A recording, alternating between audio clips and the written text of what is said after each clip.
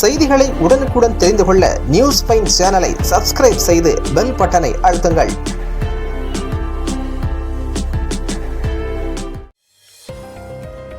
Tractor மற்றும் பள்ளி வாகனம் மோதிய விபத்தில் ஒரு பெண் உட்பட 2 பேர் உயிரிழப்பு.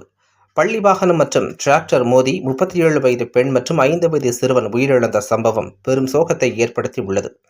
கிருஷ்ணகிரி தமிழ்நாடு ஹோட்டல் எதிர்ப்புறத்தில் சென்னை நெடுஞ்சாலையில் என்சட் ஏற்றிச் சென்ற டிராக்டர் திடீரென்று நின்றதால் பின்னால் வந்து கொண்டிருந்த தனியார் பள்ளி வாகனம் மோதியதில் டிராக்டரில் பயணித்த 37 வயதான பெண்மணி மற்றும் பள்ளி வாகனத்தில் பயணித்த 5 வயது சிறுவன் சம்பவ இடத்திலேயே உயிரிழந்தனர்.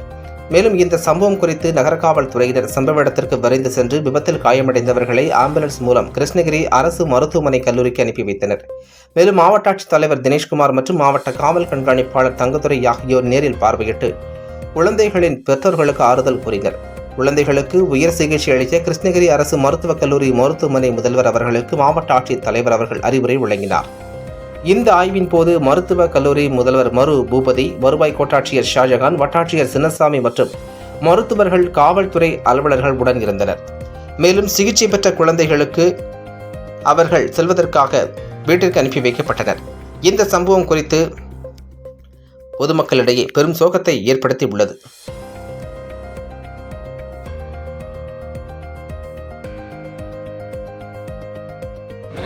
உங்கள் தரப்பில் குழந்தைக்காக அப்பாவை தவிர மற்றவங்களாம் கொஞ்சம் வெளியில் இருந்துட்டீங்கன்னா குழந்தை அப்பா அம்மா தவிர மட்டும் இங்கே இருக்கு, மற்றவங்களாம் வெளியில் நீங்கள் ஒன்றும் கவலைப்படாது.